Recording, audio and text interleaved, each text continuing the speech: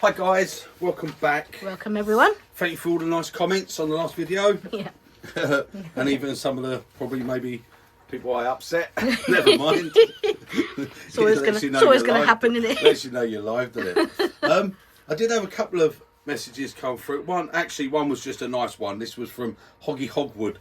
I don't know your name, but it's like he just sent me a message saying, "Mate, I have to say I learned something from every one of your videos. Been using your chisels for something like 20 years. Keep the content coming." That's just really nice to receive that. And 20 again, years, yeah. near 20 years. I mean, he's obviously got some of the first chisels I made. Yep. You know, how brilliant that he's staying with it. Right, but the other one I actually wanted to answer was Barry Deemers. Now, he uses carbide exclusively, obviously, whatever reason. He probably don't want to do sharpening, whatever, so don't slate him on it. Right, it's driving him crazy. He's learnt a lot of what to do, but it's driving him crazy, getting a waviness in the bowl. Now, I don't know, because I haven't seen pictures of it or anything of his turning or what he's actually getting. But the only thing I can think of is what he's talking about is when you get, because no matter how he tries, the only way he gets rid of them is with a scraper. But he gets the high points that you see when you look at it in the light. I think a bit like how this has got some marks on here. You get this wavy lines, and it's hard to get them out. Now, for what's causing them, because he said it's not like chatter off of the bevel, because first off I thought you're getting a bit of bevel rub or bevel bounce, but it's not that, he says. So the only thing I can really say with it is, see, I don't know how fast he turns and things like that. See, a lot of times, sometimes if you turn too slow, and I know that upsets people about speed, but you know, you have the problem that as you come round, because of the way the wood moves with the centrifugal forces and stuff, so you'll get, when that's actually turning at speed, especially when you're hollowing, you'll see that actually starts to go oval. It wouldn't be round, so it can cause you to get bounces on the hard and softer parts of the wood. You know, the end grain and the side grain.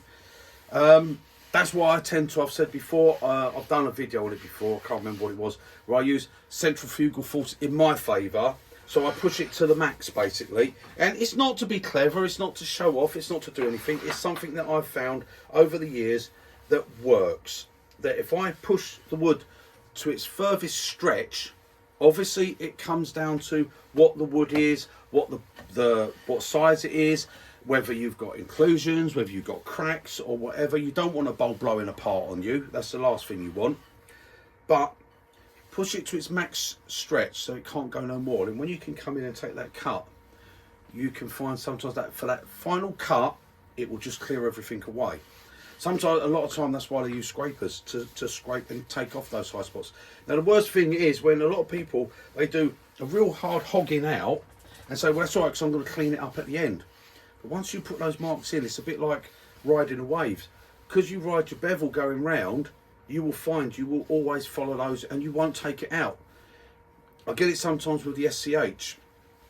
I come in and I'm trying to take that, and it's given a beautiful clean finish, but the bevel's actually riding over any little ridges. So I have to come back to each ridge and take the ridge out first, then make a final cut.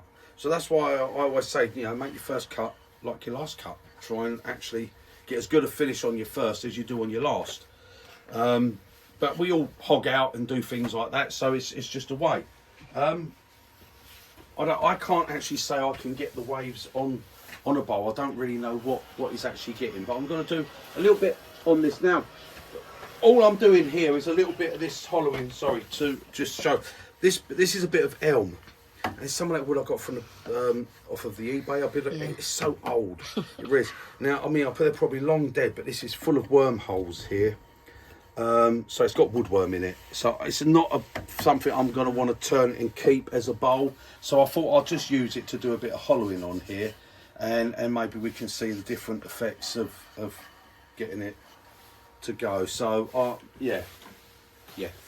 That's what I'm going to do. Right, I didn't know really what else I was going to turn today, so I thought I'd do a little bit of this. I'm pretty busy at the moment, so I haven't got a lot of time to spend. So let's spin it up and see what happens. Right, now at the moment that's turning at 1800. Now I should have probably told you what size that was. That's 9 inches. Okay, that's a 9-inch diameter. It's about 2 inches, 2.5 inches thick. Okay, right. So I had it because I've turned the side, so the outside. I've sealed the wormhole, so I didn't plan on finishing it. Right, I'm at 2000. Actually, dead on 2000 on that. Okay, everything's stable, everything's on the raised nice. And what I will do is I will come in with a, hang on, let me find a tool to use. Right, I'll come in with the carbide like we was doing, because he did say about that. It might be a bit dusty because this is very dry, this wood. A little bit high.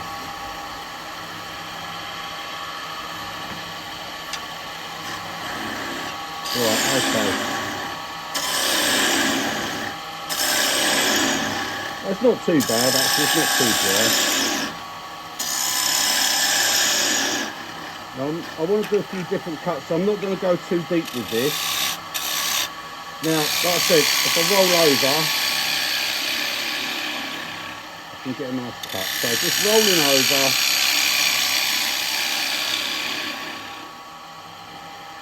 A little bit high still. Now, I'm thinking these sort of ripples are what he's actually talking about.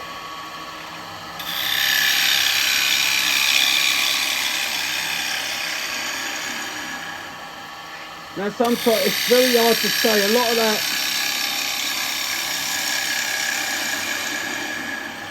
lot of that can be down to the speed you're moving your chisel. I mean, there's like little bumps. Now I've put a bump in there, okay? So now, no matter how I go across that, if I come in and I ride that bevel, and I come round, see, I'm going over the bump. And that's the trouble if you put a bump in there. So, even though I'm coming round, and it happens even with bowl gouges,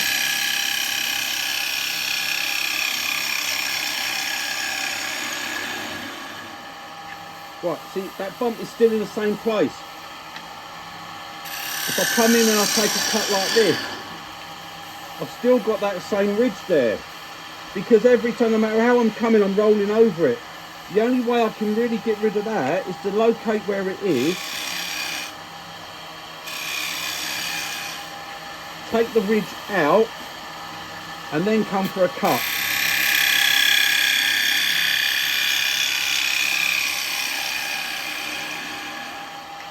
And then I will remove the ridge, you know, and you just have to, I can't really say, because I don't really know what's actually happening on his bowl. So I'm gonna just grab a bowl gouge for a minute, because it's exactly the same thing.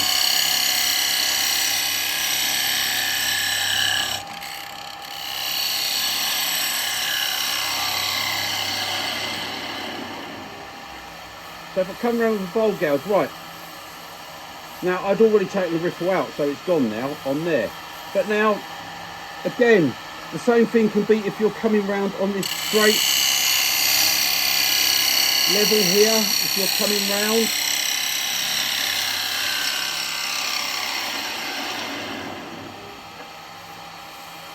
Right, I've got a little bump there, little lines there, you can just faintly see them.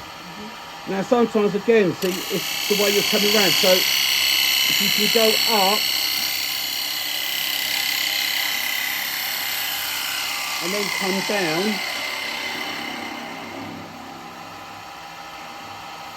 and you can get, see, I've put a line in there where I hesitated. That's a hesitation line.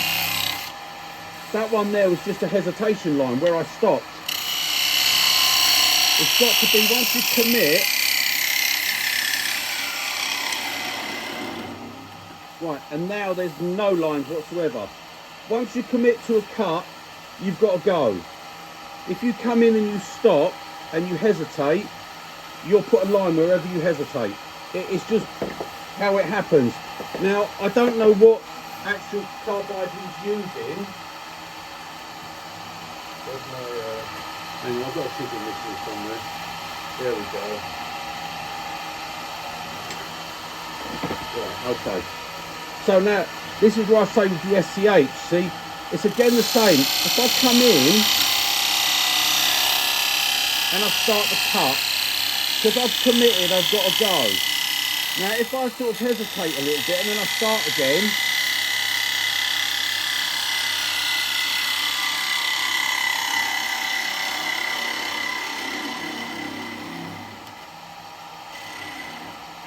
right, I end up getting a line because I hesitated.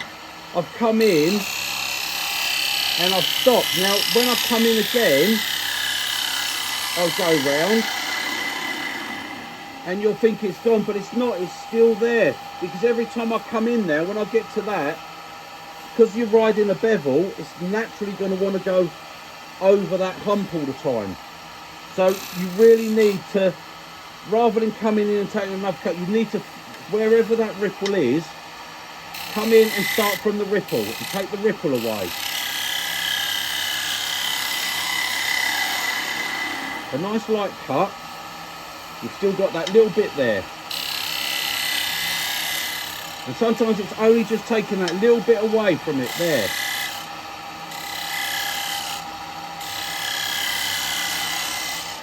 Right, so we take the main ripple away.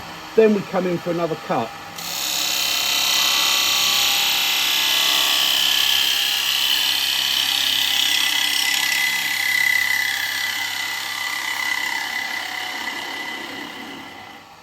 And then it goes, and your ripples go. If you're going to make a cut, commit to it, make the cut. Because sometimes it's hesitation lines, it can be bevel bounce, there's so many different things. It really is hard to say what's causing it, but that's where a lot of the time you come in and use a scraper to clean it up, because you're coming, I mean you can do it with your carbide, you can come in and just very gently like this and take the lines out. But you've got to watch, because if it bounces it or any sort of bounce, and it's going to cause the problems again.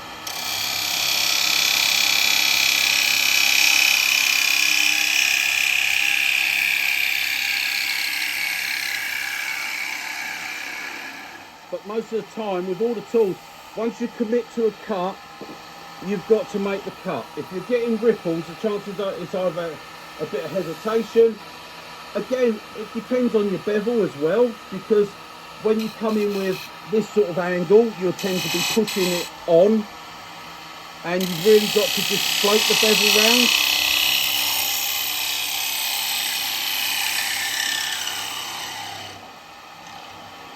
Another big one that will cause you to get ripples is if your hand's touching the tool rest. Okay, if your hand is on the tool rest like this, and you're doing this sort of cut, okay, and you're coming round,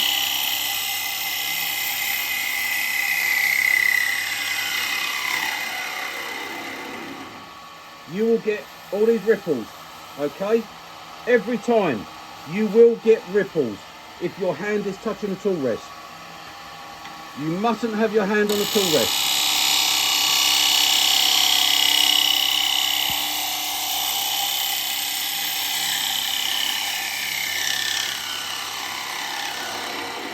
Now I know I'm using a bowl gouge here,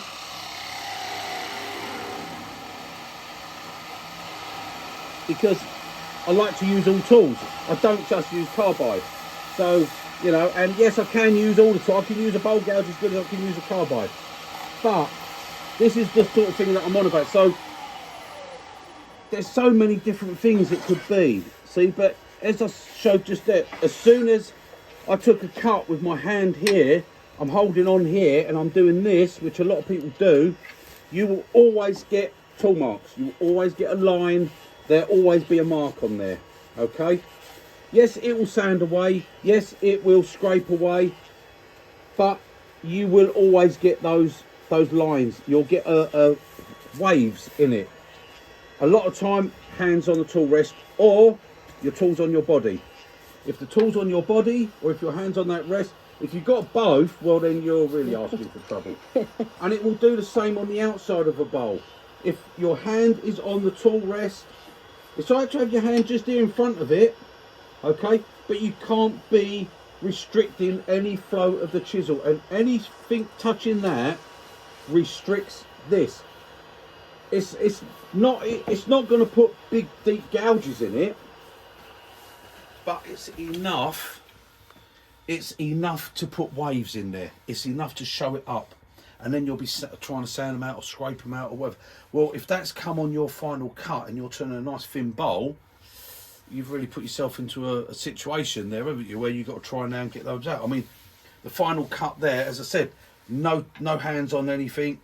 It's just on the steel, holding down, and you'll get and follow through. Once you commit to a cut, make the cut. That's what if you come in and you go cut, stop there, and then you come in and you stop there, and you come in, you stop there, they're going to be very hard to then even that all up with your bowl gouge. That's when a lot of people will come in with a scraper and use a scraper on the bottom, take it out with a scraper, and then blend it all in. And that's fine. If you into using scrapers and you've got scrapers and you want to do that, that's absolutely fine. But for that finish, I mean, I'm surprised actually, because this is a really dry, horrible piece of wood. It might actually look nice if I actually completely finished it up. Yeah. So I'm not being tempted to take too much from there. I might actually go back to the outside and clean it up, tie it up. Yeah, tidy it up a little bit. I can put a little groove in there to hold it on a chuck, turn it round, finish the outside, and then turn it round again. So I might do that. But hopefully that might answer some of your problems. As I said, some of it is if you've got any hesitation, they can be hesitation marks. Not a lot of people, you don't hear a lot of people mention about it, but it's what it is. It's a hesitation mark. It's when you start to make a cut and you get in and then you adjust, or you sort of change your angle. You must do everything in one fluid movement. So, you know, if you can practice that, it's no different with scraping. If you're using the scrapers, if you come along and you hesitate, or you need to do it, if you go in, make it in a complete swift movement. Now, if it's happening when it's very thin, then, which I can't really do with this to get it that thin, but you could find what it is it's actually the flexing, okay, and that's getting it. And that's when I would rack the speed up really high and get it so that it's at its pushing at its max, you know. A lot of people are uncomfortable turning at those sort of speeds, so that can be a problem. But I'm hoping that might help, unless I actually see you turn and actually see what you're talking about. It's very hard to actually say exactly what's happening. That's the only things I can really say, which showed there. As I've done each one, it put the waves in, and then I showed just how to get rid of them with the tool. But one of the worst things, will always put a mark in your piece, whether it's on the outside or on the inside, is if you put your hand on that tool rest when you're holding that tool. If you rest your hand on there, you will always get marks on your piece, tool marks. And if you come around the outside and you put the chisel on your body and your hand on the tool, you will always get tool marks. That's a fact, okay? You will always get it. So, hands off the tool rest. It's a tool rest, it's not a hand rest. If your hands are tired, go and have a sleep and wait for them to recover, okay? In here, hand on the tool and come around. Don't put your hand on there. And you might find that helps. So let me know how you get on. Give it a try, see how you get on. But that's all it was for the moment, guys. I don't know what I've got wormholes here. I might finish this on another video. I might do another video and say, right, I'm going to turn this bowl. You've seen what it is, and I'm going to turn it and get a finish on it and see what it's like. Might do that on the next one. I might quickly do that in a minute. But I'm hoping, so I'm not being rude. Barry. I'm hoping, Barry, that might help, and that might help you a little bit with what that is, if you're getting that wavy mark. Let us know if it does. If you know you do have that trouble, then the easiest way is, like I say, with a scraper. So you would come in. I mean, I don't use this one for it, but I've got a different angle. I've got a square at the end and then rounded here. But you come across with your scraper, and I think that's what you've been doing. You've been using a shear scraper. I think you said a paired carbide with a pear drop type shape to take them out. And that would be the other way, is to come around with a scraper and take them out with a scraper. Just be careful, because like I say, if you use big scrapers, they do grab, because they do take a lot of wood. There's a lot in contact at one time, and sometimes that could be the thing as well. If you're using a small cutter, can give you the waves. If you know got that control, it mainly comes, and it's not being It mainly comes with experience and with time. Okay, you can show someone and show someone, but a lot of it is feel and experience. With time, you'll get to get those cuts and get them smooth, and you'll know why it's happening, and you'll get rid of them. Yeah, you can't teach experience, I'm afraid. It just comes with time. It just clicks one day, and you don't have that problem no more, and it's gone. And it's after all the just practice, isn't it? Yeah, Practice. you just do it. So, but there you go. And as you can see with that, guys, absolutely no tear out, as this is a very dry piece of wood and no tear out whatsoever. So, and we didn't get no tear out even when we used the carbide on it. So there we go. Right, that's it. Short video. Thank you for joining me, and I'll see you on the next one. Toodle pip. I'm wishing you all a happy New Year. Yeah, happy New Year's, New Year's Eve. So happy New Year for tomorrow. Remember, if you do go out for a good drink tonight, don't drive. Don't drive. Be safe. Yeah. Be safe, Stay guys. in bed. Yeah. Stay in bed. Bye, right. guys. Toodle pip, guys.